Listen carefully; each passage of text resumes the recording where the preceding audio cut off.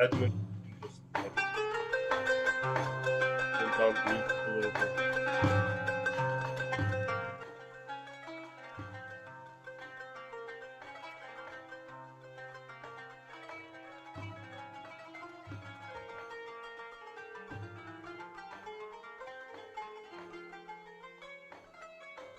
Let's go ahead and turn off the music so we can see the audio and the video is good with Ubayd. Assalamu alaikum, Ubayd. You're muted, CD. I believe you're muted. I'm gonna unmute you if you like. Okay. Assalamu alaikum. Wa alaikum salam wa rahmatullahi wa barakatuh. You know, I was told that the sound might be a little. I'm hooking up onto my little joint now. I was told that I'm not gonna lie. I don't know about you, Ivy. Every time I do like this, I feel like a sucker, man. I feel like I feel like one of you little young YouTubers. I got a little circle with light, and this is like the way that I connect with the world is through this. Yeah. You know what I mean? It's like I'm looking at my phone. Good thing I'm talking about, diseases of the heart, not my life. Okay, I don't know, man. I might go outside and lay down in the middle of the street. If I was here talking to you like, and then my kids, they said to me, Dad, we don't want to go with you, and it just really hurt me, Ali. Oh man, how you been? Alhamdulillah, I'm well, man. Nobody else can see me, right? There may be a few folks, just 3 or 4 that can see. That's it. You're good. You're good. I should be kidding. Assalamu alaikum, Charles. You know, it's usually, what's up, it's usually like family members that are coming through early. Anyways. MashaAllah. Praying all is well with you, man. Miss you, my brother. Love you, my brother. They just raised my property tax. I might be moving to Memphis, my brother. I'm not kidding, man. I can't handle it, man. I saw what my mortgage is going up to. I said, nah, that might be it for me. You know, a lot of people are refinancing. I know.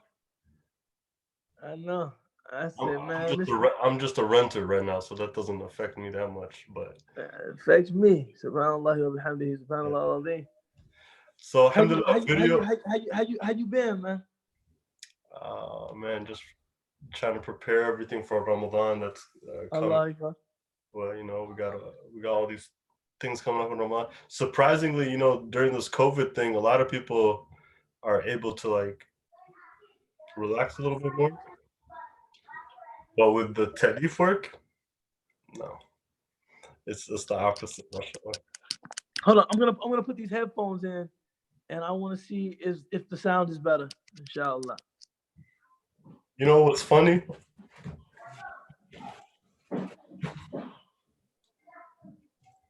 Bismillah. How's that? Does that sound any better? Sounds the same. No difference? Sounds good. They sent me all of this stuff. Look, they sent me this. They sent me this. They sent me some mic stuff. You know, I haven't used any of it yet. MashaAllah. Yeah, no, man. You know, this whole quarantine has forced me to become more acquainted with, these technologies, man. I mean, prior to this, I didn't even know what Zoom was, man. If you would have said to me Zoom, I would have thought Zoom. like a Mazda, something like zoom, or now, man, I'm making my living by Zoom. I think I'm gonna write to the creator of Zoom. Thank you. Yeah, thank you, because I'm able to stay connected with my community. I'm able to see people. I've been able to teach, whereas without Zoom, I probably wouldn't have been able to teach. Okay, so I'm hearing that there's less background noise with the headphones, but I looked silly with the headphones. But we're gonna go with it, inshallah. I think Rod is telling me there's less background noise. That's good. Then we'll believe Rod. He's better at this than I am, to be honest. Of course. Met Rod years ago, man, and mashallah, he's still the same beautiful, sweet brother that I remember, man. Alhamdulillah. Rod is doing a lot of stuff for us in the back end, mashallah. Make dua for him. Make dua for him and his family. They're going through some rough stuff right now. Make dua for them, inshallah. Inshallah. SubhanAllah. Real quick, just to make sure that the chapter that we're doing is the next one after fantasizing, right? It's fear of poverty. Yeah, fear of poverty. Okay, cool. So inshallah, what we'll do, since the audio and the visual sounds good, I think Maghrib rolls in just a few minutes here. Okay. Right? Mm-hmm. So what I'll do is that inshallah in 2 minutes at 7:30, I will announce to everyone that we'll start exactly at 7:40 p.m. so we can get a chance to pray Maghrib and then get right into the class. Inshallah. Inshallah. Inshallah. Assalamu alaikum. You can mute me back up. Perfect, Sidi. Let me know if you need anything in the meantime, inshallah. Inshallah khair. Assalamu alaikum.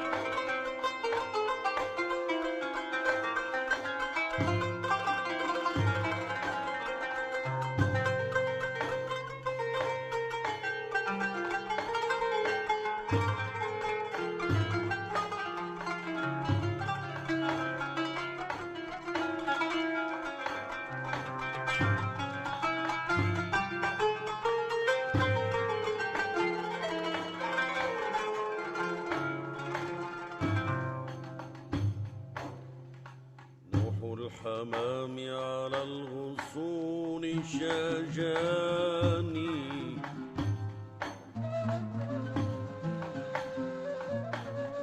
نوح الحمام على الغصون شجاني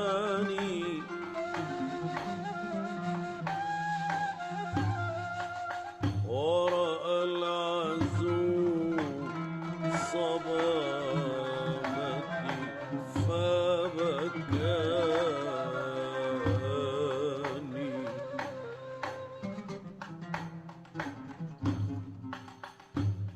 نوح الحمام على الغصون شجاني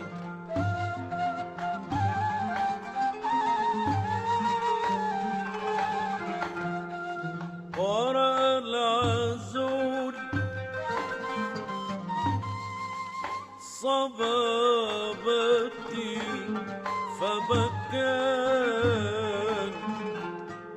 إن الحمام ينوح إن الحمام ينوح من ألم النوى وأنا أنوح مخافة الرحمن.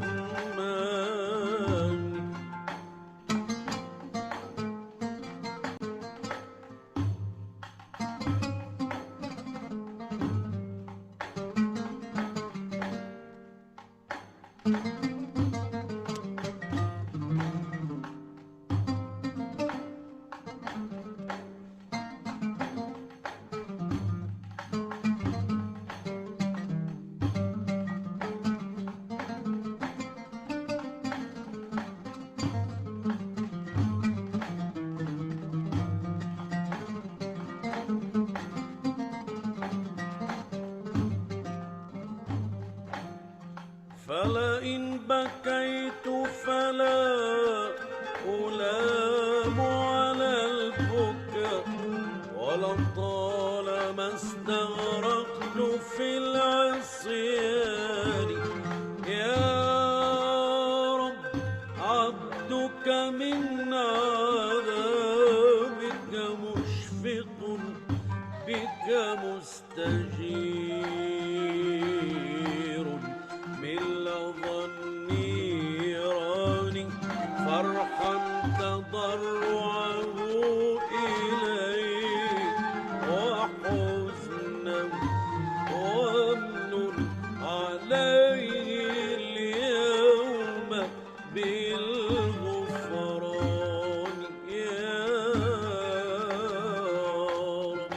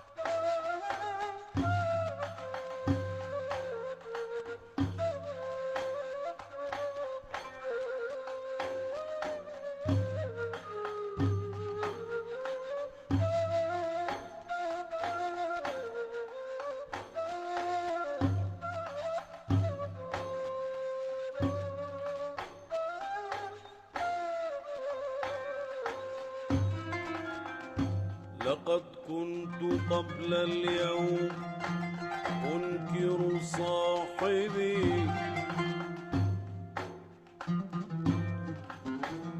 لقد كنت قبل اليوم أنكر صاحبي إذا لم يكن ديني إلى دينه داني.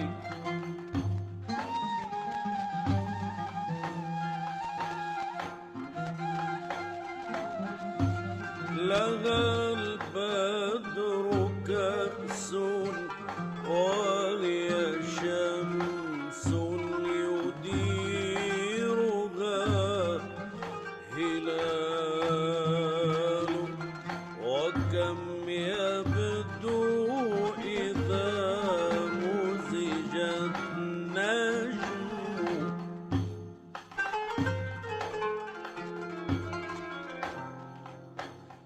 ولولا شذاها ما انتشيت لحانها، ولولا سناها ما تصورها الوهم. أدين بدين الحب أنها توجهت، أدين بدين الحب أنها توجهت ركائبه، فالحب ديني وإيماني.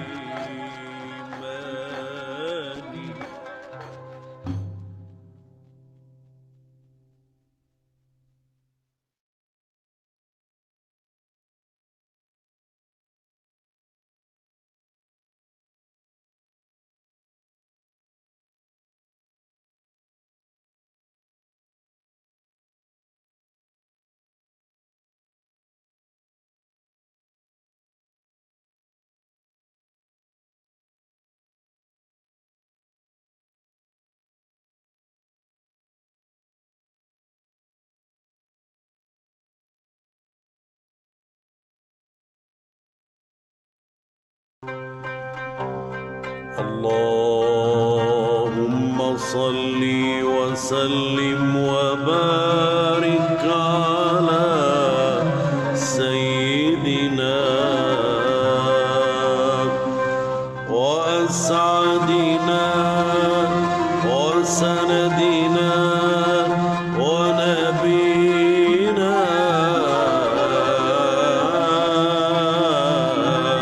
محمد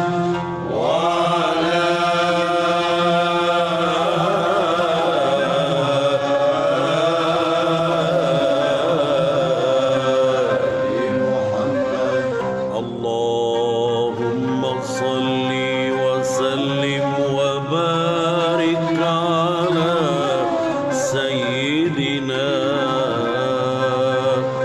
وأسعدنا وسندنا ونبينا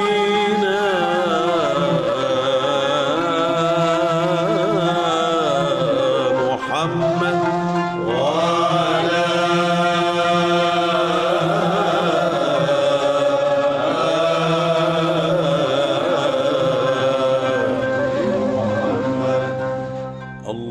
اللهم صل وسلم وبارك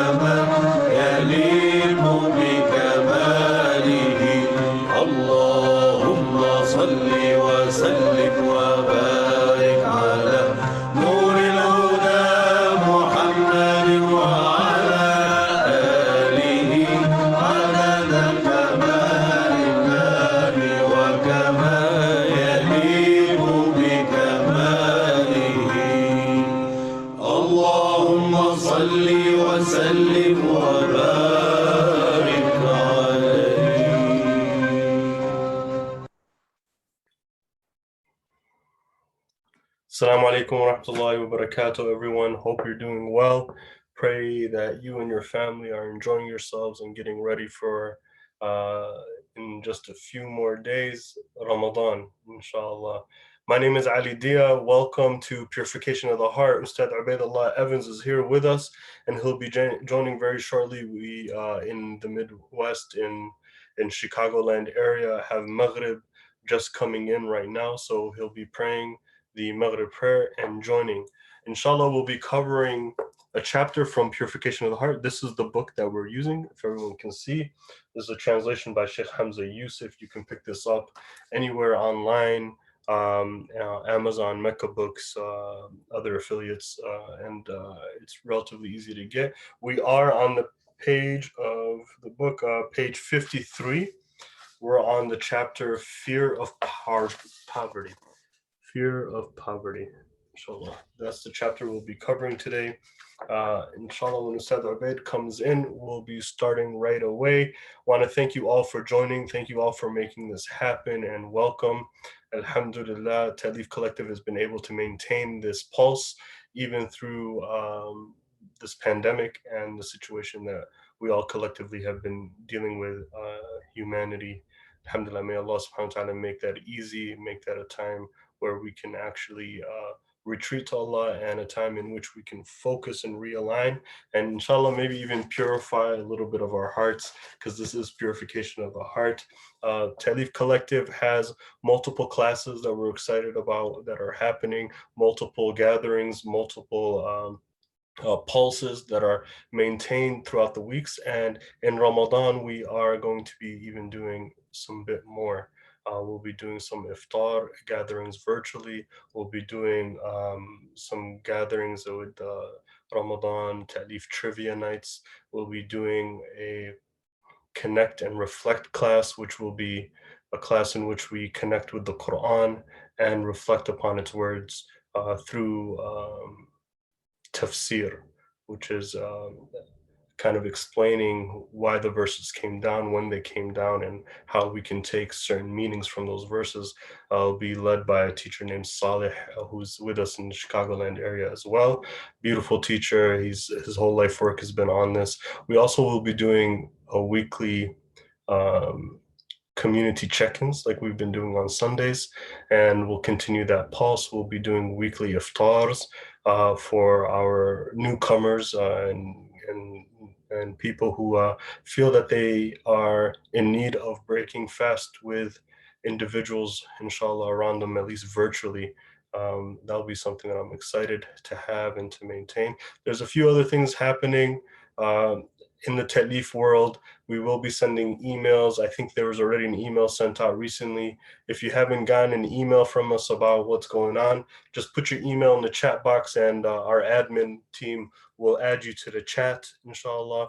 For those of you on YouTube, you could do the same. For those of you on Zoom, you can do the same. All right, let's get this show started. Sidi Ubaydullah Evans is here, and he has his fancy headphones on for the best kind of audio possible that we can have, inshallah, and his camera's on perfectly, alhamdulillah. So without further ado, Sidi Ubaydullah Evans again will be covering from the book Purification of the Heart. The chapter will be Fear of Poverty, which is on page 53 of the text. Jazakallah khair. Wassalamu alaikum wa rahmatullah. Sidi Ubaydullah. لله نحمده بسم الله الرحمن الرحيم إن الحمد لله نحمده ونستعينه ونستغفره ونستهديه ونعوذ بالله من شرور أنفسنا ومن سيئات أعمالنا فمن يهده الله فلا مضل له ومن يضلل فلا هادي له وأشهد أن لا إله إلا الله وحده لا شريك له وأشهد أن محمدا عبده ورسوله ثم أما بعد السلام عليكم ورحمة الله. It is a great honor and a great privilege, as always, to be with this group of people who, mashallah, at first, before the global pandemic, we were assembling every Tuesday night in the physical space. And when all of this started happening, honestly, I got worried that we wouldn't be able to maintain the momentum and that maybe people would lose interest because, I, for one, speaking for myself, there's something I find very uplifting about being in the presence of my brothers and sisters for non-obligatory acts of worship. It's not like Jummah. See, at Jummah, everybody is a captive audience, you know. Most of us are there because we have to be there, but people would regularly give up their Tuesday evenings when they could have been any number of places doing any number of things to hear something that would improve their relationship with Allah. And I was always humbled to be a part of a gathering like that. And the fact that we're able to maintain this gathering and to keep it going in spite of our physical distance from one another really speaks to the proximity that our hearts enjoy to each other. So just want to commend everybody. Of course, we're still reading Imam Maulud's didactic poem, Matharatul Qulub, or Purification of the Hearts. And we've arrived at a section that could not be more fitting as we enter the month of Ramadan, inshallah. And also, أهنئكم على مجيء شهر Ramadan. I want to congratulate you on the coming of the month of Ramadan. We know that in Laylatul Qadr, one of the things that is sent down to the lowest heaven is people that will be present for the next Ramadan. So inshallah, we pray that all of our names were inscribed that night, that we would be present for the next Ramadan and have an opportunity to benefit from the month of Ramadan. The reason why I mentioned the chapter that we're covering today as being particularly fitting, as being particularly apropos for us entering the month of Ramadan is that it's about the fear of poverty. And Imam Maulud begins, Bismillahir Rahmanir Rahim. He begins, fear of poverty originates in having a bad opinion of God, the Exalted. And its cure is in having a good opinion. You know, doubt concerning the rizq is doubt concerning the razaq, right? If you doubt the provision, you doubt the provider. And one of the reasons why I mentioned that this was fitting going into the month of Ramadan is that whether we recognize it or not, all of us begin to develop a relationship with our worldly provision. You know, it begins to give us comfort. It begins to be the thing that we rely upon, right? It becomes a mutawakkal, right? It becomes the thing that we rely upon, right? The things that give us comfort in this world, particularly money. And when you are forced, because you accept what God says, to willingly and voluntarily lessen, to decrease your reliance and dependence on those things, you gain a certain clarity about what is actually taking care of you, what is actually providing for you, where your reliance actually should be, and that it should not be on the bounty that Allah subhanahu wa ta'ala gives.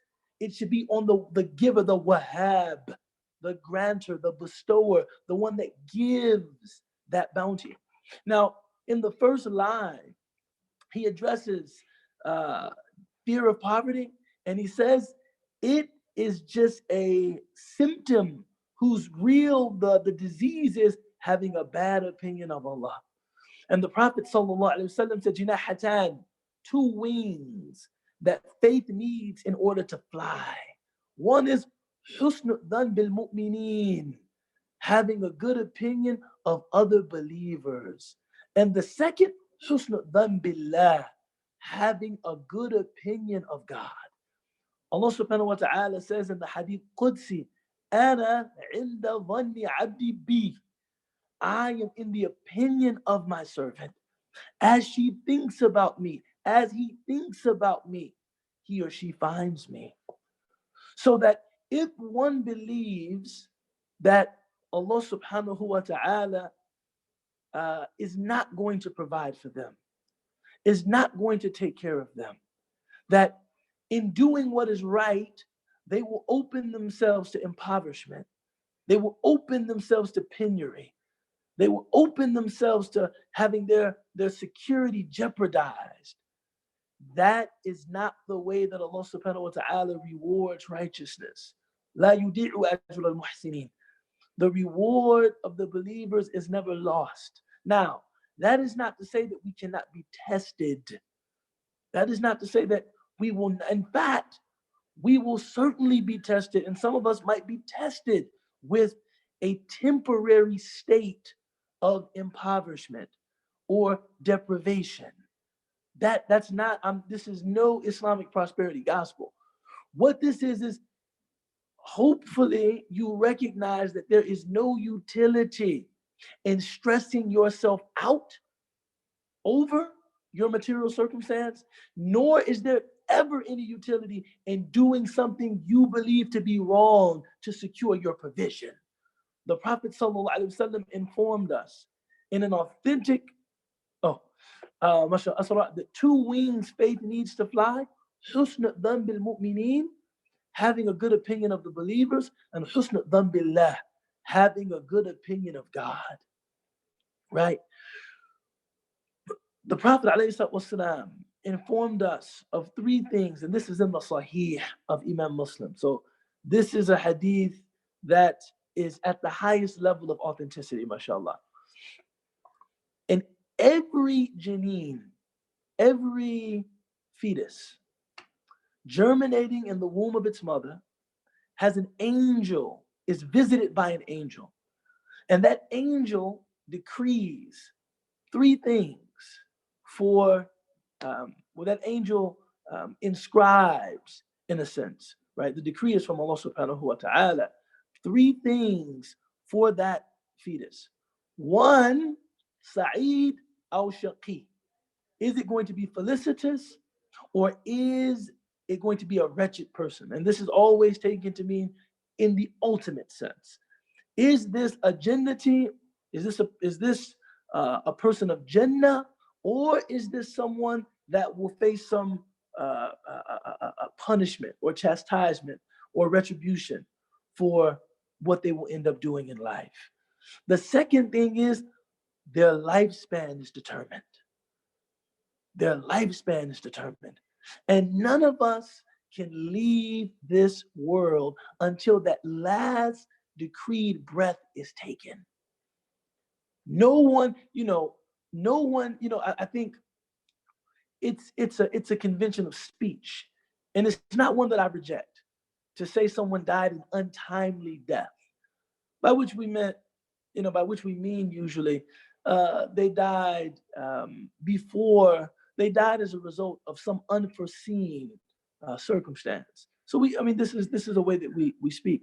But in actuality, seen through the lens of our aqidah, through the lens of our faith, no death is ever untimely.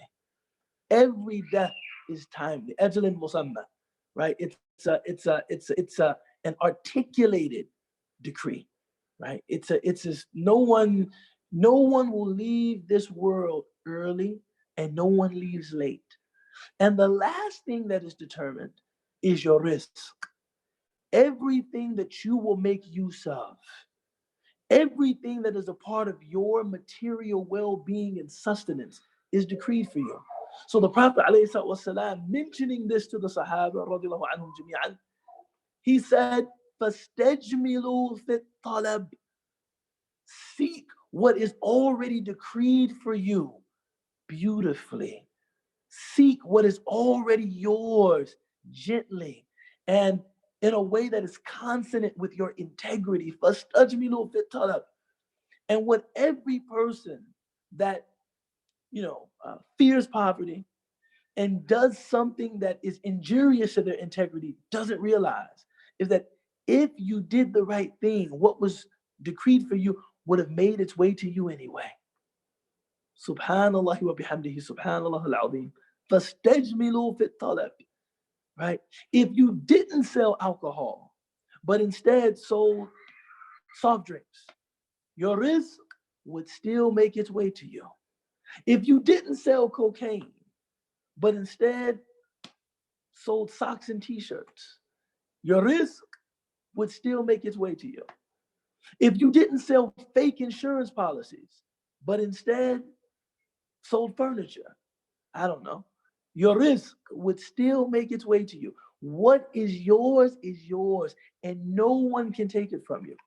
And this is one of the reasons that there used to be an adage, there used to be a saying where people used to say that Muslims don't fear the arrival of two, children or guests, because each of them brings their own provision. Anything that you come to my home and consume was already written for you. It was just in safekeeping with me, right? I remember, and Allah subhanahu wa ta'ala says, don't kill your children out of fear of poverty, right? Don't kill your children out of fear of poverty, right? It is Allah that provides for you and provides for them. And mashallah, we have the Shahs, probably my favorite family in the Muslim community, alhamdulillah, tuning in from Memphis. And I'm going to tell a story about the Imam of the Midtown Mosque, Sheikh Hamza Abdul Malik. We were at Azhar together. And in maybe our last, every year, we took a course called Qadaya Fiqhiyya al-Mu'asira, contemporary fiqh issues. And maybe in our third year or second year, we had to read a book that was authored by the former rector of Al-Azhar, Sheikh At-Tantawi, about Tahdeed al-Nasl, about birth control, right? And this was about 250 pages of Sheikh Tantawi encouraging poor people to use birth control. And I remember reading the book, and the lens that I was looking at the book through, Sheikh Tantawi was making solid points. He was saying how children are a blessing, right? But they're also a responsibility. And that it is not sensible for someone to, willingly assume responsibility that they cannot discharge faithfully, right? And I remember thinking, because in Cairo, you would see so many street children, professional, but I won't call them, but people that were making, they were doing a kind of tasawwur, they were begging, but this was they were being encouraged to beg by older people and their families and things like that. And it was really hard to see. So after seeing, what I had seen in Cairo, having at that point lived there for 4 years or 3 years or something like that, I felt like, subhanallah, I wonder how the way that Sheikh Tantawi is tackling this issue, if these ideas were expressed in a different form, one that really tried to engage the people that he was speaking about, how would they think about it? And Sheikh Hamza Abdul Malik said, I'll never forget this. He said to me, he just spent 300 pages trying to encourage poor people not to have more children, when he could have spent the same 300 pages encouraging wealthy people to give their zakat. La ilaha illallah Muhammad Rasulullah. He could have actually expended the same ink encouraging wealthy people to give. And then he said to me, it's ironic that the people that are the least afraid of poverty are the people that are impoverished. You see? And I remember thinking about that. He said that they are, in a sense, now I don't want to put too sharp a point on this, right? Because, there might be some brother trying to be fiscally responsible and, planning his family, and then he listens to this and he's like, what am I planning for? The baby comes with its own risk. We're doing this. That's, it's certainly more nuanced than that.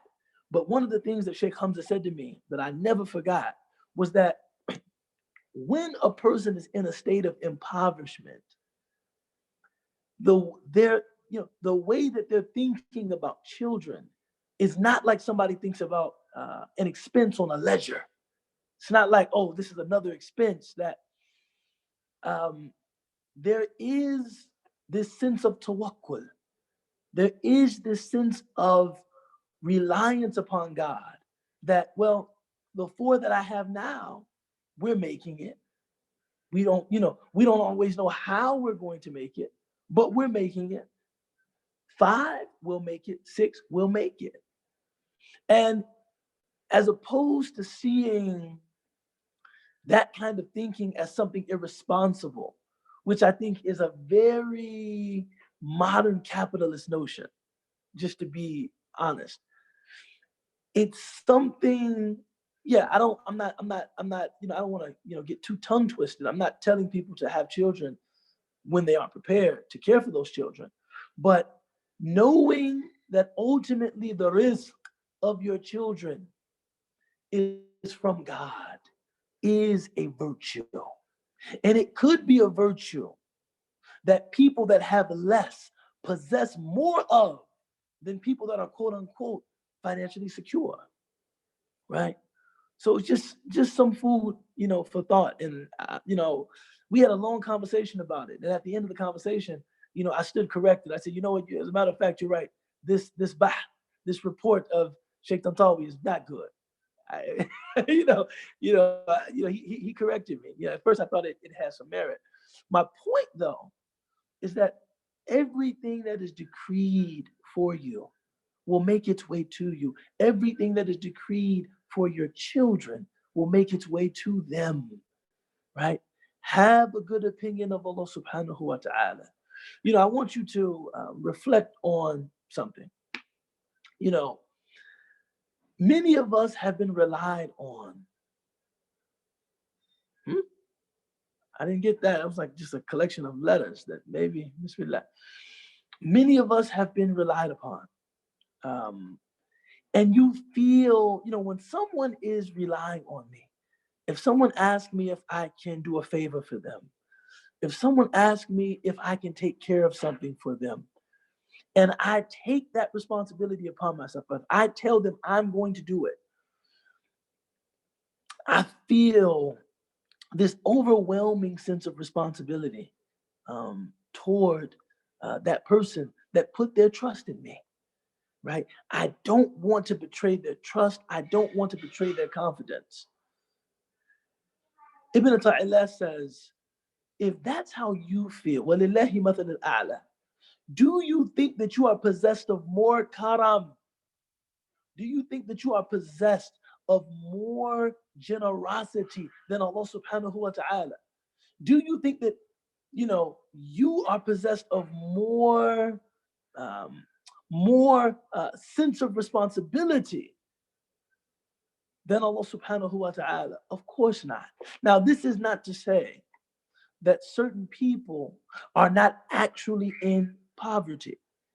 And this ikhtibar, this imtihan, this test that is inevitably going to impact some people. Someone is just playing with the keys, mashallah. It's no big deal. Because I'm seeing the questions pop up and you're also seeing them pop up, and it's just a collection of letters. This trial, this test that will inevitably impact certain people must be thought of in certain ways. And for today, I wanted to actually read some excerpts from a book that I teach called At-Tanwir fi Isqat al-Tadbir. Bismillah. So someone just raised their hand and asked the question, does attaining wealth by a haram means increase your risk? Yeah, in a sense, risk is everything that you use, whether it is ill-gotten or it is, earned in a legitimate way. It's still risk. It's still risk. And this is what we were saying about fastajmilu fit talab. Go about seeking what is already yours in an honorable way, right? Fastajmilu fit talab, because it was going to make its way to you, whether you earned it in a dishonorable way or an honorable way. right? So the only thing being tested is your faith, right? Is your faith, is your ability to consign, right? This tafweed, your ability to consign this matter to Allah subhanahu wa ta'ala and say, you know what? I'm going to do my best.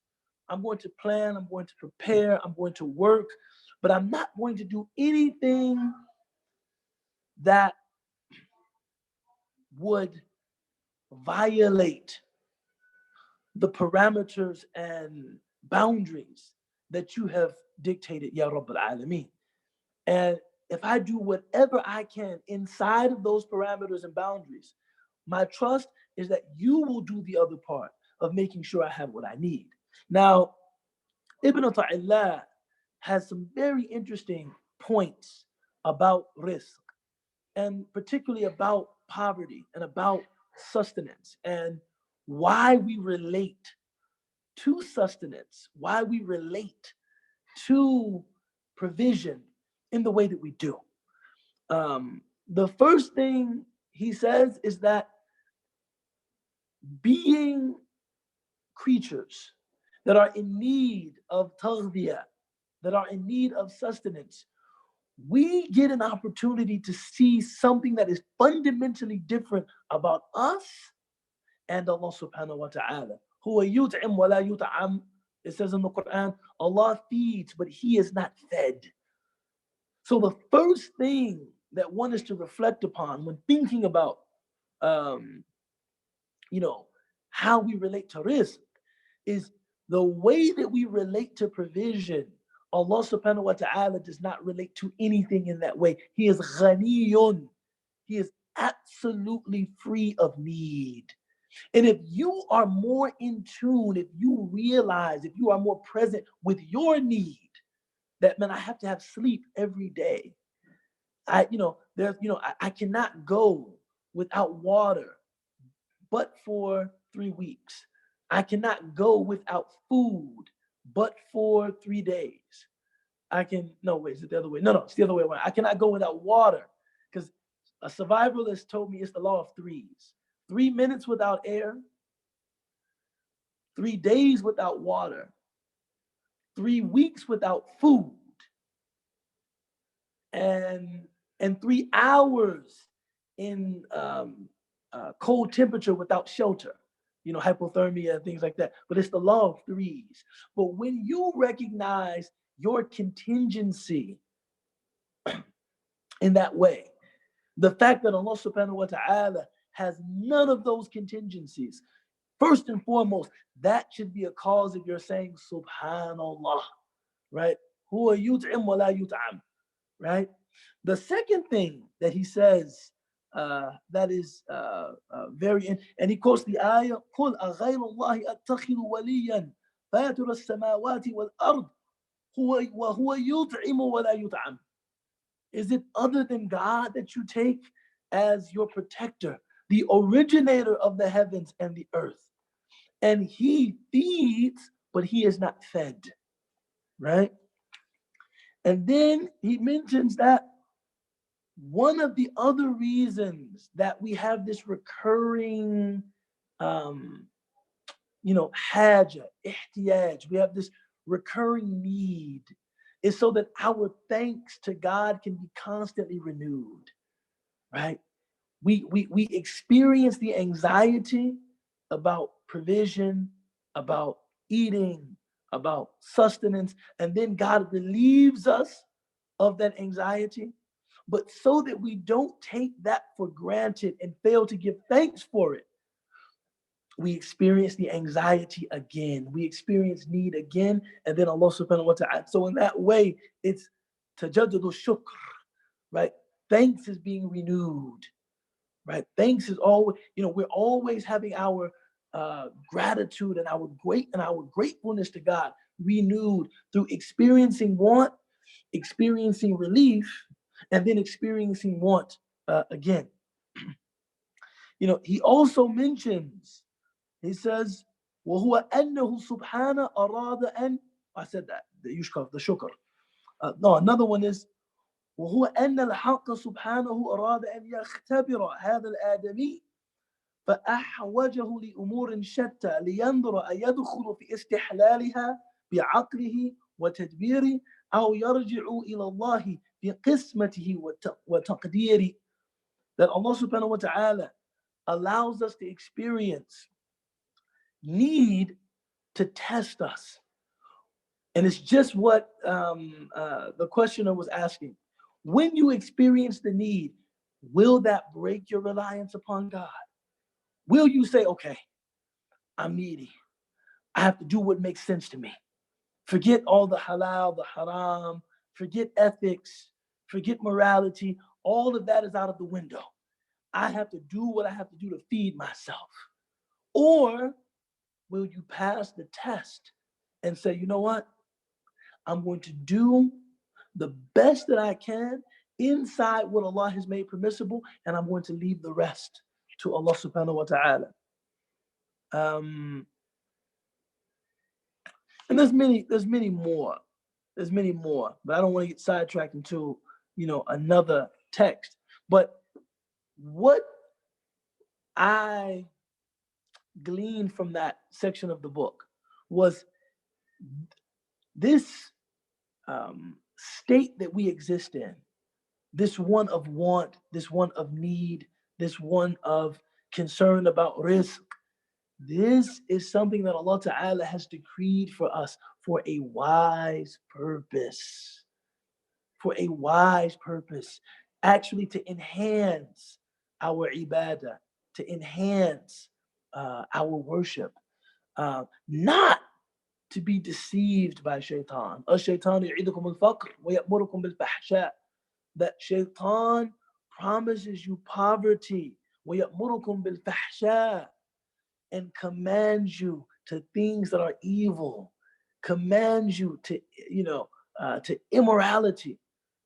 And people that are anxious about impoverishment, anxious about, being able to, care for their loved ones, they can be very easily led into regrettable behavior, right? So Imam Maluk continues, and knowing that what God possesses is never diminished in the least by his expenditure from it, and that what has been apportioned to you will reach you inevitably.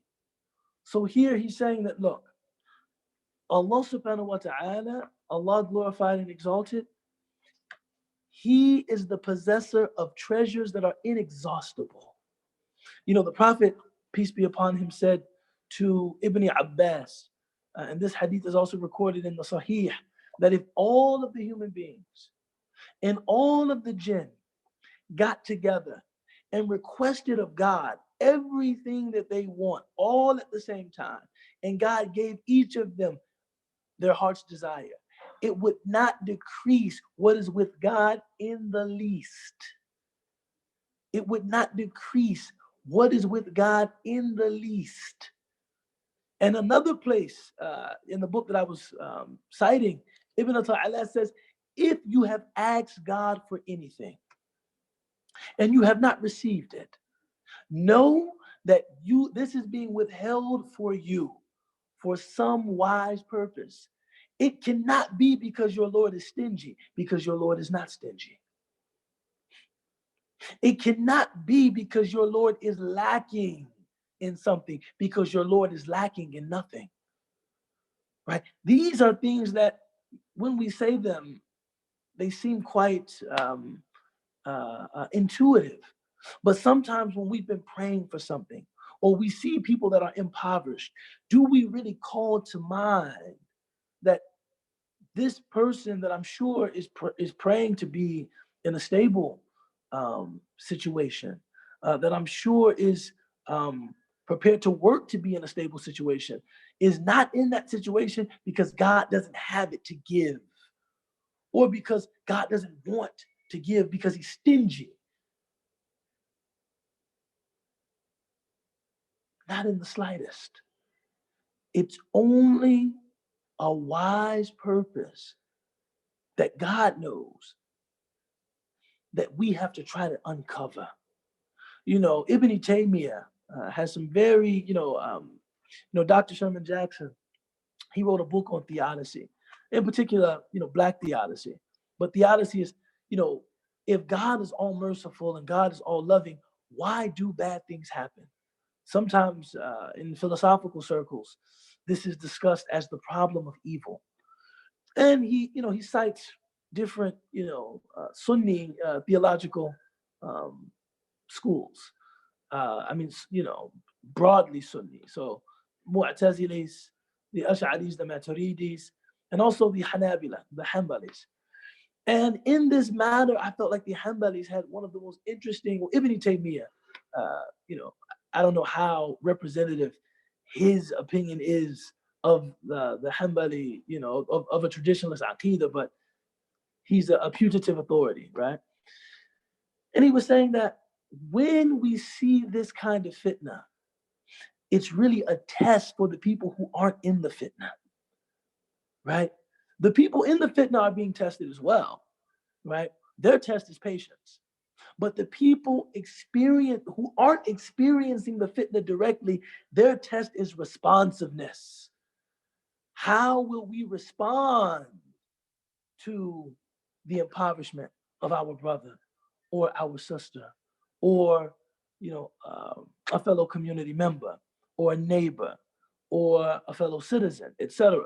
And it's not something, I'm not suggesting that one person can take it all on, but collectively, are we attentive to the needs of other people?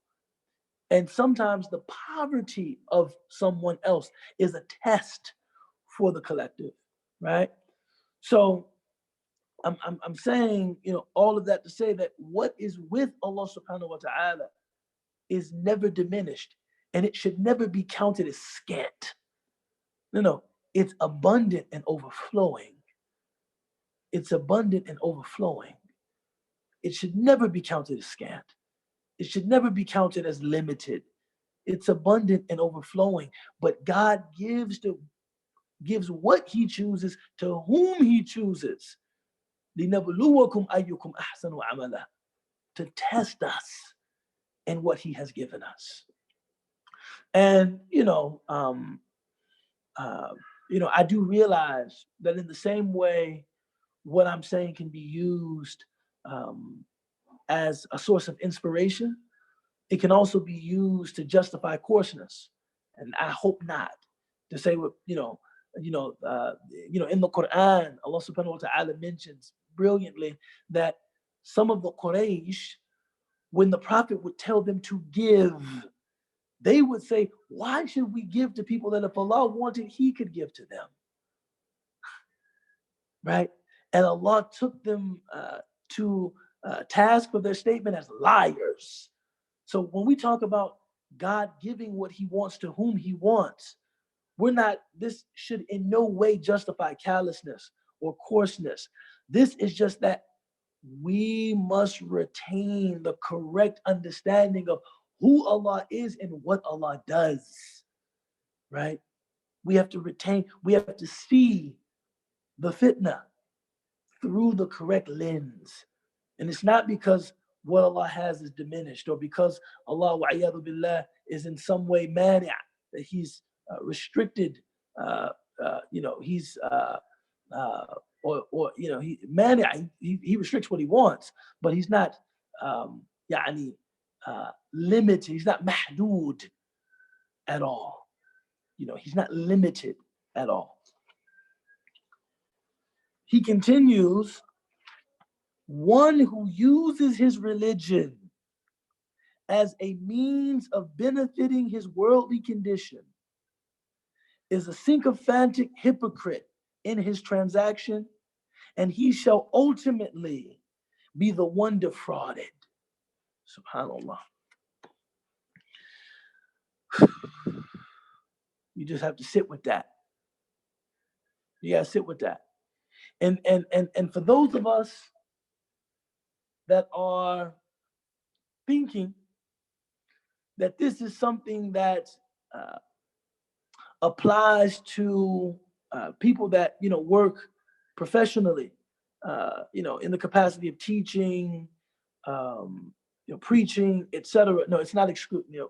Actually, what he has in mind is not exclusive to people who work in that, who work in the field of, religious service.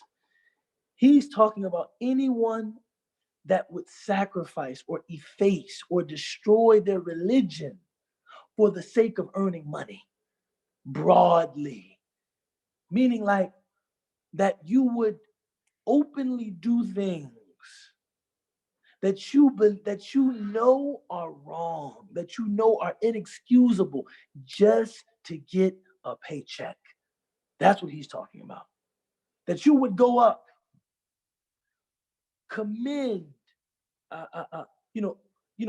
heap praise onto tyrants, heap praise onto wicked people, just to curry some favor with them, so that you can be given, some money. This is what, when they talk about tijara, bid-deen, trading with your deen, they're not talking about a person that, works and receives a salary, or a person that works. They're saying you would do something that is unethical, something that is not supported by your tradition. You would get up and say something that is irreconcilable with what you believe in, just to get some money, just to take care of yourself. You have no integrity. You would sell your faith just for a few paltry dollars. That you would get up, stand in front of the people, give them religious opinions that are completely baseless, just because some authority is bidding you to do so and paying you. This is what he's referring to. Now, of course, religious scholars are more susceptible to that because they have, at least they used to have, some authority. And I want to speak to something, if I can. I hope I'm in a safe space, and I don't want anyone to interpret what I'm saying as kufran al-ni'mah, as ingratitude for the blessing of being a graduate of Al-Azhar University. Alhamdulillah. That nisbah, that affiliation with Azhar is really a great source of, I'm humbled by it. I'm also very proud of it, not of myself, but proud of it, and that I have even a small amount of association with it. However, while there, you did see certain problems. And one of them was that most of the common people did not have any respect for the ulama of Azhar. A lot of them did not. You would talk to them and they would say, ulama al-sulta, these are the scholars of the power structure, the ulama al-sulta. Whatever they're told to say, they will say. So it wasn't that their rigor was being doubted. It wasn't that their training was being doubted. Their integrity was being doubted, right? Their sincerity was being doubted. And the thing that people that co-opt religious authorities never seem to understand is that there is no value in a religious authority that is seen as being co-opted. It's like you have been so blatant in your co-optation of the scholars that there was no value in co-opting them anyway, because nobody will listen to them now. It's such a takhaduli kind of, it's such a self-defeat. It's just like, The only thing you succeeded in is destroying their authority, destroying their credibility, right? But this is a real issue, right? People that through association with power will destroy their credibility. And that is not to say that we should, jump to conclusions about, things that we see. I'm not saying that everyone, because I know that this was a very controversial, this was a hot button topic in the community some months ago. There was an article in Al Jazeera, but we do have to, I'm not talking about anybody in particular, but I think it's important to mention that in this text, in this poem, Imam Maulud is cautioning against a willingness to sell your faith for just some, for some money, And it's interesting that in his poem, he mentions this in the chapter of fear of poverty, which is kind of subhanallah. It's just very, he's displaying an impressive insight about the human condition, because he's saying, what else? Meaning, like, if you know that this is wrong, if you know that this is unethical, if you know that this is unconscionable, what else could lead you as a religious authority, as a religious person, to lend support to it besides fear of poverty? That must be what you're afraid of. It must be fear of poverty. Why else would you do this? Why else would you go and publicly endorse these people that you know are harming people? It must be fear of poverty. That must be the reason that you're doing it. So lots of meanings to reflect upon there. Ali, what time is it? It is 8:28 Central Time. MashaAllah. Right on time. I want to make sure we leave about 30 minutes for Q&A. So the cure for this disease of the heart is replacing a bad opinion of God with a good opinion of God, right? So we'll stop there, inshallah. أقول قولي هذا وأستغفر الله لي ولكم ولسائر المسلمين وآخر دعوانا أن الحمد لله رب العالمين. Ali, do you have anything, man, that you want to add? Not that you want to ask, that you want to add? No, alhamdulillah. It's good to be able to hear you weekly and benefit from you. We do have a question that says, Salam, could be, they might have misplaced sentence. Let me see. Oh, I think it was a comment. You know how you said the scholars might be a fear of poverty for them, which is why they're acting the way that they are with the government or whoever is tied to them. They're saying it could be a fear of being jailed in a dictatorship. Yeah, no, and this is what I think. One of the things that we have to, it requires a great deal of restraint, actually, is to be able to, I'm literally preparing. When I prepare class, I'm reading from the text. And then I'm bringing in supplementary material, and I just think about how to make it, relevant to our listeners, how to make it relevant to the people that learn with us. I don't have any particular situation or person in my mind. I'm not thinking. It's not like I'm saying this, but I'm kind of like winking my eye, like, you guys know who I'm talking about. Wallahi, there's nothing like that. Most situations that I see now, I'm quite comfortable saying, I don't know the nature of this person's relationship with. I do see things that, we've been commanded to judge things in accordance with their outward import. I do see things that give me pause, but before I call out I will put a call in. I will actually call the person or try to communicate with them in some way and say, I saw you say this, or I heard you say this, and I wanted, I actually was quite surprised that you said this about that person. I'd like to know if it was, in as much as it was a public statement, I'd like to know the justification, rationale, or just, what you were thinking, when you said it.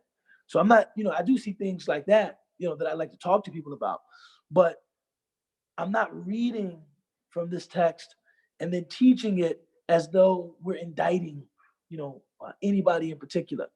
There are all sorts of situations, that we are not privy to, that, we have to try and use husn al-dhan. We have to try and, have a good opinion of our brothers and our sisters, wherever we, are confused, about something. But as far as the lesson goes, applying it to ourselves, applying it to myself in particular, applying it to ourselves, maybe not as religious scholars, but how many people, okay, we're gonna personalize this, Ali, we're gonna personalize this a little bit. Because I don't want people to think, okay, that last verse was just for scholars. How many people have gone to work, right? And,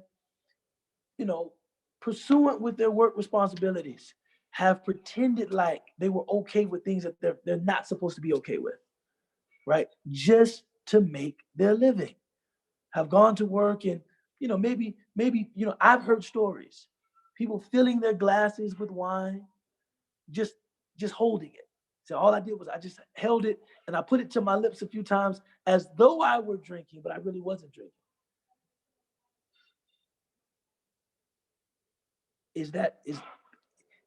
I can't see how these are substantively different in terms of them being reflections of a fear of poverty, right?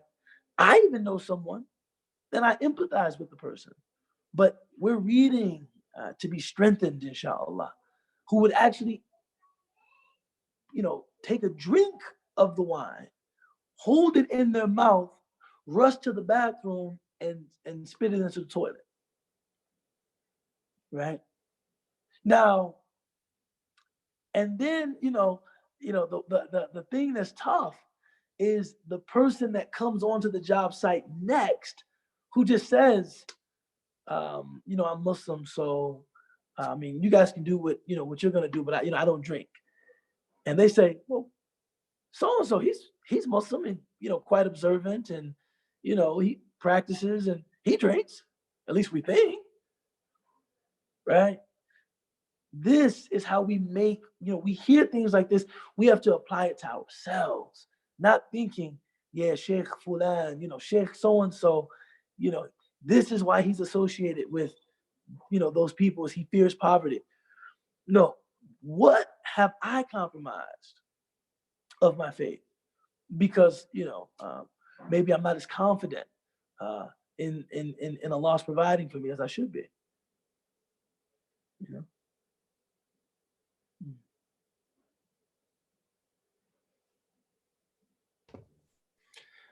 Just waiting on some more questions to trickle in. If the audience or the viewers have any other questions, what I was thinking about though, since I'll give a chance for people to put in some questions. I was thinking about, did you watch that Last Dance so far? Did you watch the Last Dance? Why are you trying to expose my sins, man? I watched it. The reason why I was thinking about it is because Scottie Pippen's determined risk and Jordan's determined risk in the NBA was just unreal in that situation. No, but you know what? This is something that it's a subtle point, Ali. It's a very subtle point, but for me, this thinking about this has helped me a great deal. Risk is not the same as savings. Risk actually has very little to do with what is in your bank account. Your risk is not what's in your bank account. You know, what's in your bank account could be someone else's risk if you die tonight, right? You see what I'm saying? It's not your risk is what you actually use, what you actually consume, what you actually make use of. That is your risk, not the money or the kind of your net worth. Do you see what I'm saying? So what you find is that in risk, now don't get me wrong, tafadul fil arzaq, discrepancies in risk. This is a sunnatullah min sunani. This is a, this is one of the ways of God. There is tafadul fil arzaq, but the tafadul fil arzaq is not as stark as our difference in maybe like savings or net worth or wealth, right? Because I was thinking about this hadith of the Prophet, peace be upon him, in which he said, if a person wakes up in the morning and they have a maskan, they have a secure place, meaning they're in security, and they have qut, they have food for the day, and they have markab salih, they have a way of getting where they need to go, and they have a melbas, they have clothes, right? They have the entire dunya. And when you think about it, now, I'm not saying qualitative difference is nothing, right? I mean, not all houses are the same, not all food is the same, not all, not all rides are the same, right? I'm not saying they're all the same, but in their essential function, if a person is satiated for the day, I don't care if he has 10 billion, he's satiated, and the person that has $10, they're both satiated for the day. If the person that has 10 billion is in a secure place, and the person that has $10 is in a secure place for the day, yani rizqan, what they have is actually quite similar. If the person that has 10 billion has clothes to protect him from the elements, and the person that has $10 has clothes to protect him from the elements, as far as rizq goes, min nahiyat rizq, huma sawa. They're almost identical. They're almost identical. And when you think about that, right, you recognize that most of the pressure that we feel about rizq, these are pressures of anxiety. These are pressures of anxiety. Now, my saying that certainly does not,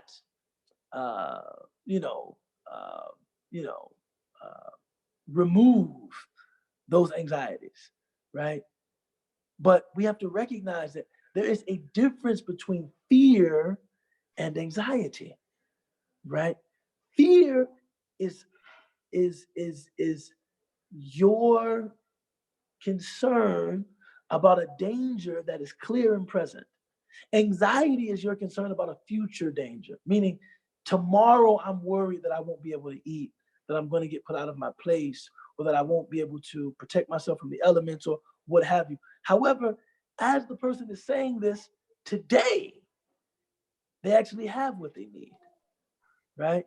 And that's why, I always talk about, probably since you brought up The Last Dance, probably to me, like the toughest, most hardcore moment in all of American cinema is in A Few Good Men, when Jack Nicholson is on the stand and he's being cross-examined, and she says, Colonel, did you feel that your men were in clear and present danger? And he says, is there any other kind? You know what I mean? Meaning, like, look, if it's not clear and present, then it's not even, it has yet to become danger. See, if it's not clear and present, it's not yet danger, I saw that movie when, of course, I was much younger. I was like, ooh, that was tough. That was tough. If it's not clear and present, it's just anxiety. Yeah, you remind me of one of my teachers, Sheikh Amin Kawadla, who's in Chicago. He with Darul Qasim. He sat me down when I was like first trying to learn a little bit. And he said, "You know what risk is?" And I was like, like what we have, money.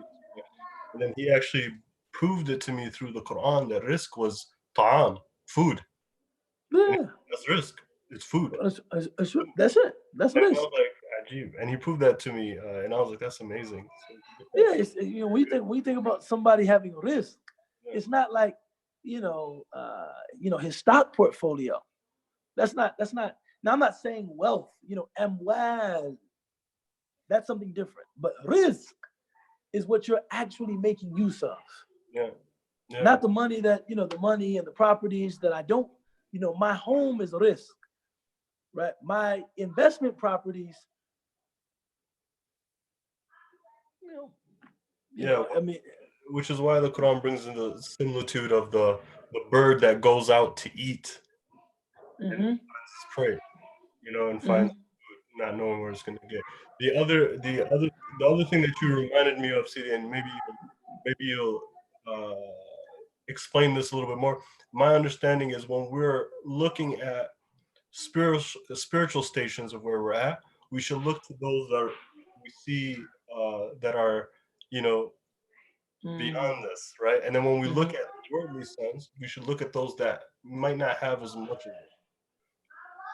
It can, subhanAllah, man. This is one of those, a source of personal equilibrium that we've, sorely neglected in our current situation. We spend most of our time, looking at the lives of celebrities who ostensibly, we don't know, but they appear to have much more material wealth than most people who admire them, most people who follow them, most people who idolize them. And then when it comes to our faith, we look to people who aren't doing as well as we are. So it's like, well, at least I'm not like my cousin. At least I make 4 of my prayers. At least I'm not. At least I'm not out there like I'm or Zaid or At least I'm not. At least I I only smoke weed on the weekends, and when I do, I get it from a dispensary. It's not. I don't buy off the street. I'm a good guy. These are and when you do that, you will always, self-image is always vis-a-vis someone or something, right? That's actually the meaning of the hadith. Al-mu'minu mir'atul mu'mini. That the believer is a mirror to another believer. So that if you spend your time looking, the mirror that you're looking in is, people struggling with their religious observance more than you are, you're gonna look great to yourself, man. I'm looking good. You know what I'm saying? Right? I'm looking good. It's almost like, they say in the valley of the blind, the one-eyed man is king. Right? On the other hand, if you compare yourself to people that, at least appear to be, practicing, more strongly, then you'll say, okay, I need to get my stuff together, because I need to, there's some things I need to work on, right? المؤمن القوي خير من المؤمن الضعيف وفيهما خير. The strong believer is better than the weak believer, but in both, وفيهما خير, and in both there's good. So we got a few questions now, alhamdulillah. So I'm going to go through a few of them. When thinking about family planning, what are your thoughts on birth control? My first question. بسم الله الرحمن الرحيم والصلاة والسلام على رسوله الكريم وبعد. The opinion that I learned is there's 2 approaches to birth control. right? One is, indefinite birth control or even terminal, like a person that gets a vasectomy. Like I just don't and not, a vasectomy that they get, in the interest of their health or, preventing some negative health outcome. They just don't want to have children. What I've learned from my teachers is that this is disliked because children are a blessing, right? المال والبنون زينة الحياة الدنيا. Children are a blessing. Children are a blessing. And the Prophet ﷺ, actually, mentioned in a hadith that we should, we should be fruitful, and we should, we should try to cultivate large families, because he will boast about us, right? The size of the ummah on Yawm al-Qiyamah. So to say indefinitely, I just don't want to have children. I've learned that this is something disliked because it's khilaf al-awla, right? It runs contrary to that which is better, which is to want to have children, right? But they don't say that it's haram. The person just chooses, like, look, I don't want to have children. The opinion that I learned was that that's not haram, but it's disliked because children are a blessing. On the other hand, if a person is planning their family, meaning they're, using birth control to, choose the right time, and, given, maybe, what kind of activity they're engaged in, that maybe I want to finish my degree, maybe I want to, space my children out, I want to have a child and wait a little bit and then have another child. The position I learned on that was that it was mubah, that it was permissible, with no karaha, with no dislike.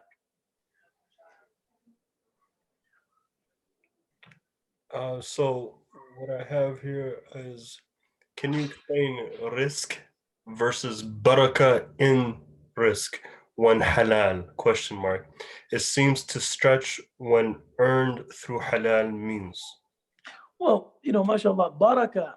And I know this is from Muna. Mashallah. Assalamu alaikum, Muna.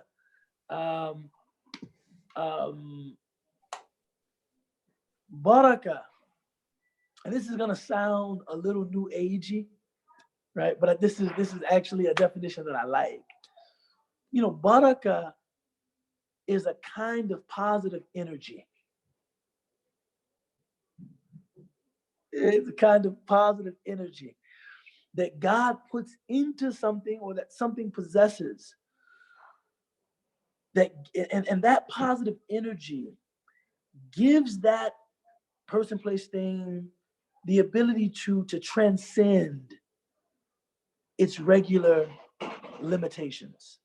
It's a kind of positive energy. So when food has barakah, you will find that it satiates. Much less of it satiates, right? When sleep has barakah, much less of it is, leaves us feeling restful and invigorated. When money has barakah, the utility of the money and the comfort derived from the money is greater, even if it's of a smaller amount.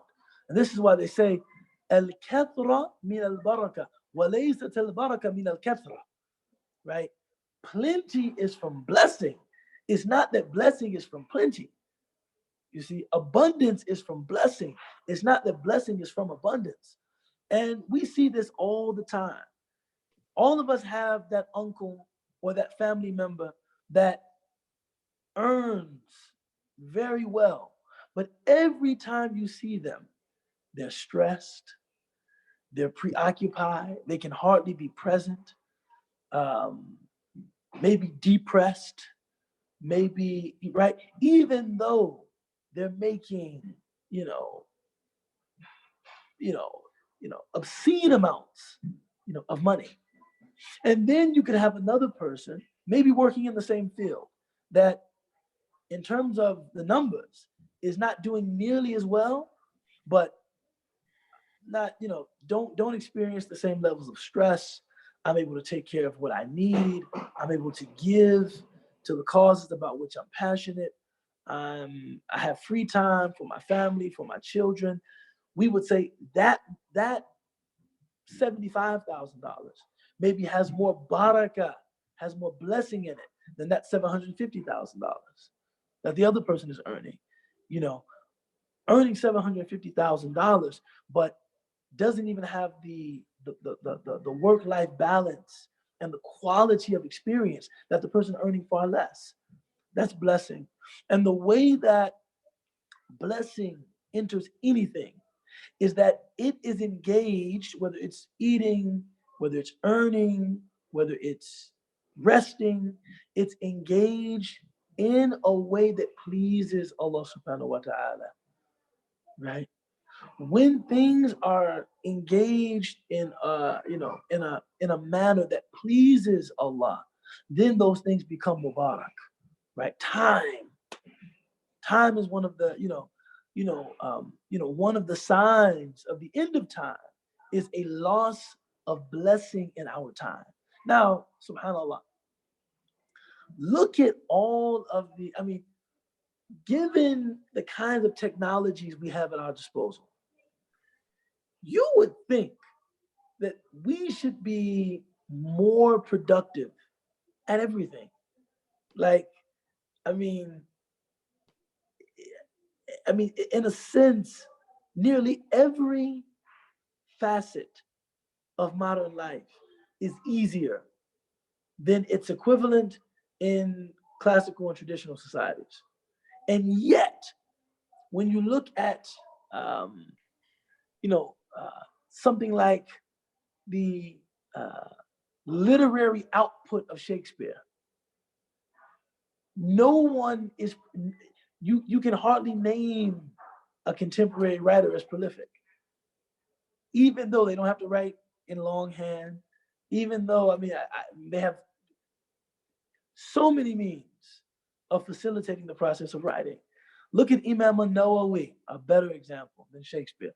I'm sorry, Shakespeare, but Imam an-Nawawi died very young. He wasn't an old man when he died.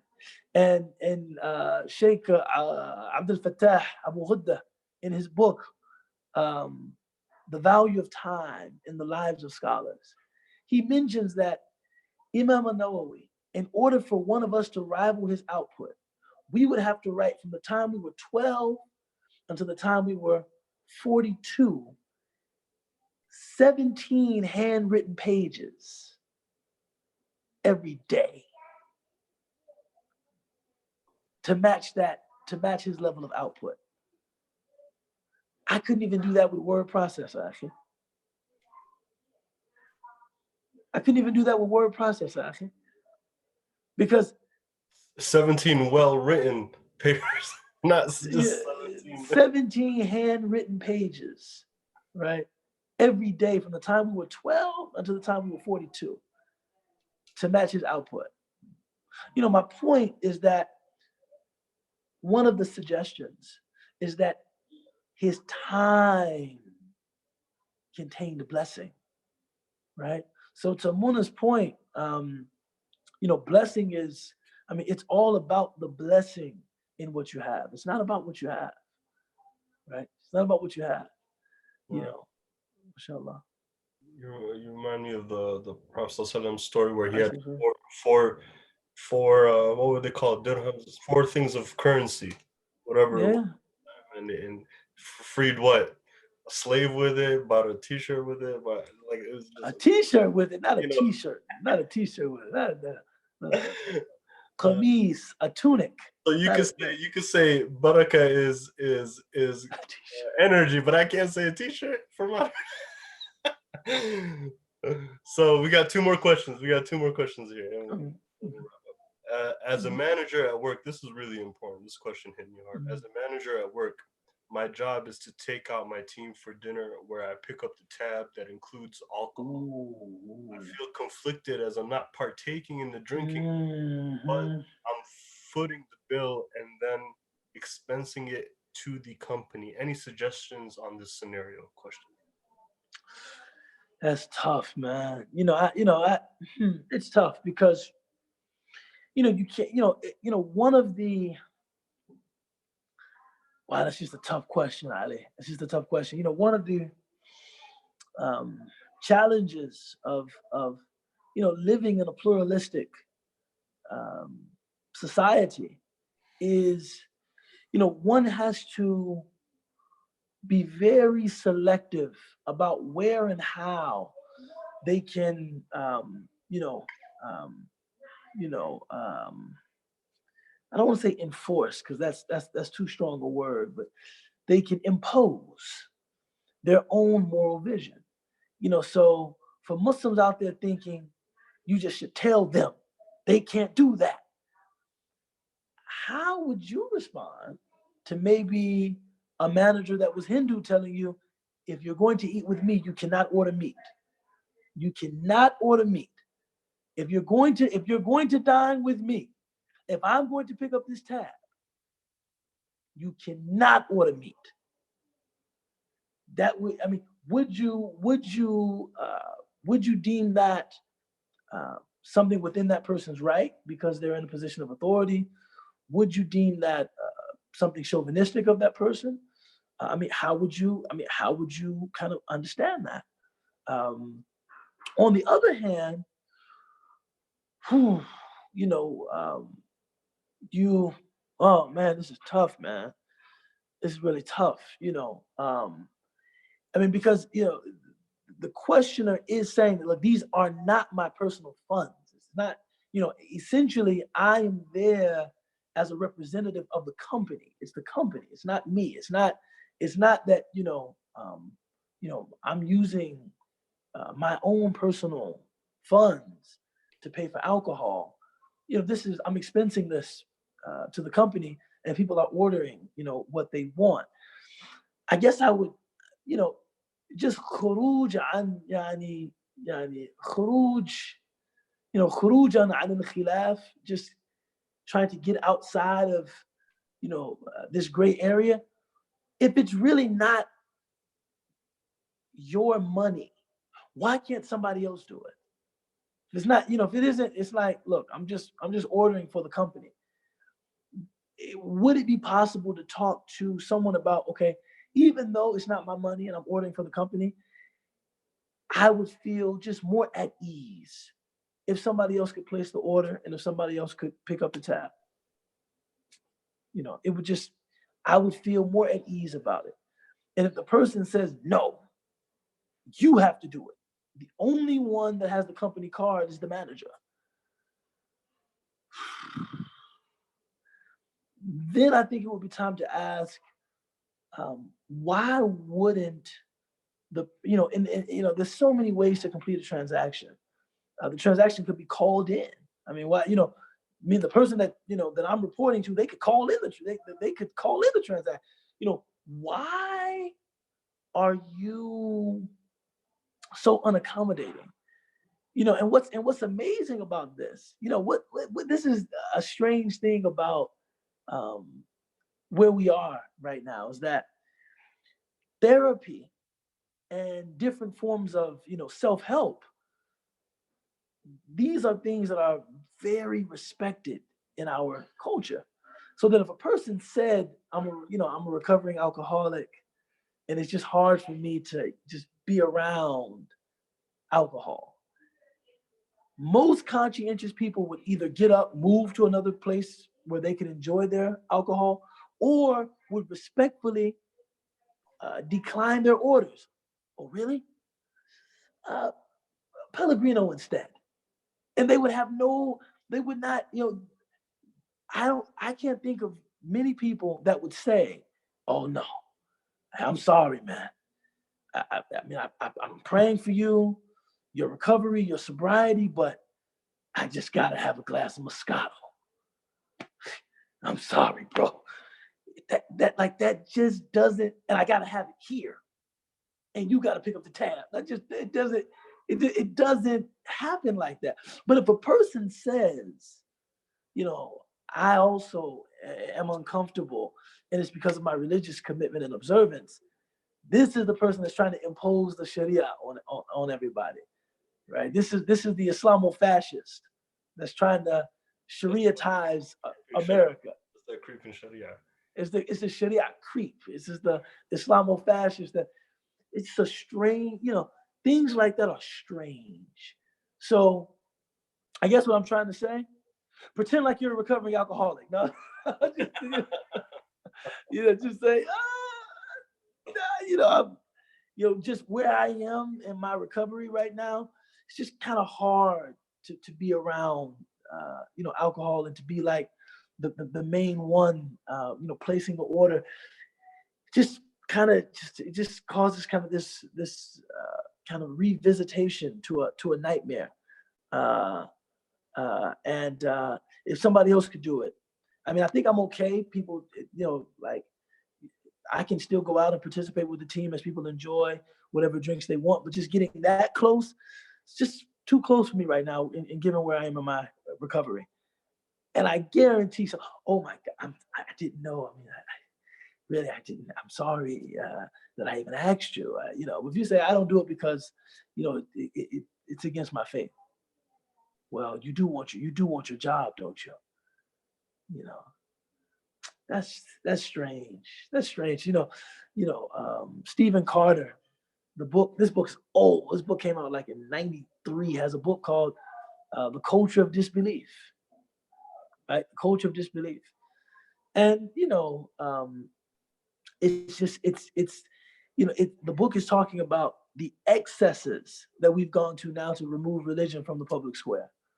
That we've gone to an excess. Now it's like faith can't even be a source of a person's, personal commitment. It can't even be a source of personal commitment anymore, man.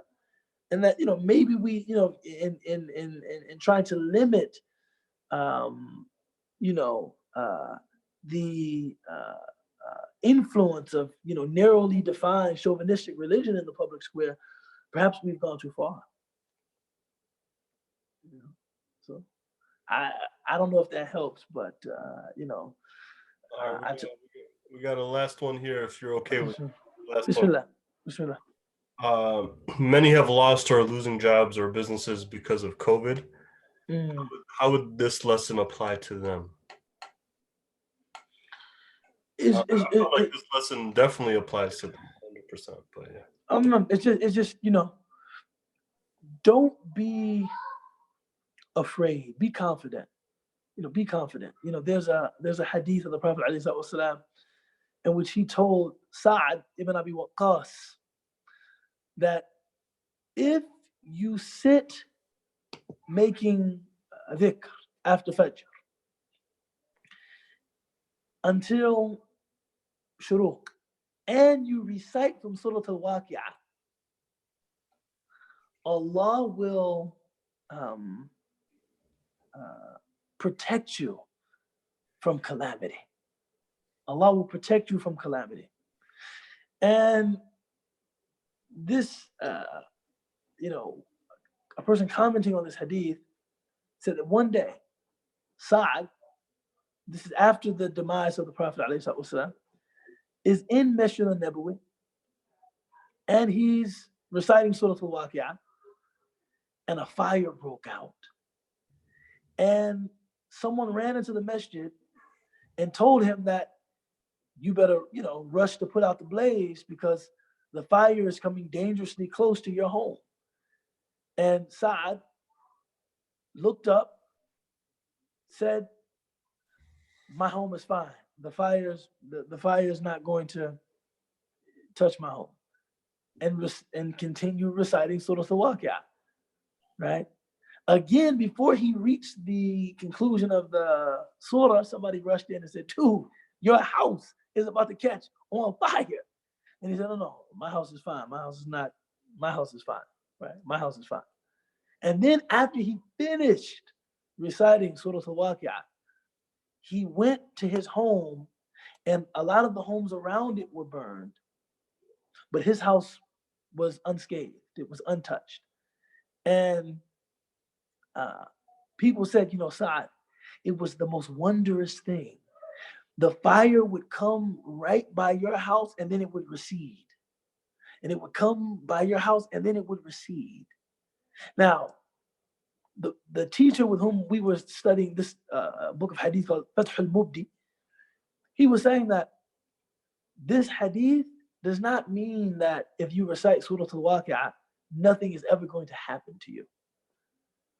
What it means is that even if Sa'ad's house would have burned down, he would have had a spiritual fortitude to deal with that, and it wouldn't have been devastating to him. It wouldn't have destroyed him. It wouldn't have been devastating to him. So where I think this is relevant in terms of fearing poverty, you know, that laugh that I just had right there, Ali, that was a particularly African-American laugh. That was like the when you recognize ironies that you know from your own experience and you say, fear of poverty and actual poverty are not the same thing. You can, not, saying that fear of poverty is a disease of the heart is not the same thing as saying you'll never experience poverty. No, you might experience poverty. You have many good people that do experience poverty. Here, he's talking about if you aren't in, if you are not, indigent, don't fear becoming indigent. Don't fear, right, that particular calamity. So where I think this lesson is relevant is, do what you can, prepare, but don't be afraid of what's going to happen next. Know that al-amr fi yadillah, right? The affair is in the hand of Allah subhanahu wa ta'ala. It's in the hand of God glorified and exalted, right? So, it does not mean that we can stave off what's coming. It means that we should not have fear of what is coming because we will be able to deal with what is coming, whatever it is. Inshallah. Inshallah. Jazakallah khair. It is 9:08 p.m. Central Time. We are 8 minutes over. Forgive us, everyone. Thank you all for being with us. Thank you all for attending. Sidi Ubaydullah Evans, thank you for sharing. Inshallah, we will continue next week, but next week we will be in Ramadan, inshallah. So the class time will be 6 p.m. Central, 6 p.m. Central, not 7:30 p.m. Central Time, 6 p.m. Central Time. So if you're on the Pacific Time, it's going to be 4 p.m. And if you're Eastern, it's going to be at 7 p.m. Inshallah. And the class will take a little bit of a turn. We will be talking about the themes of Ramadan, which is mercy, and forgiveness and emancipation.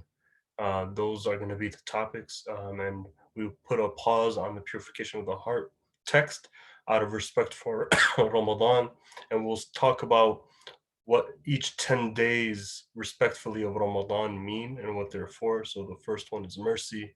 Inshallah, you're all welcome to join and tell others to join. That's at 6 p.m. Central Time, and you could convert it to whichever zone that you're in. Inshallah, I'm not that good at it. Thank you again for being here. My name is Ali Dia. Please support Tarif in any way that you can. Jazakallah khair. Wassalamu alaikum wa rahmatullahi wa barakatuh. Thank you all. Peace be upon you all.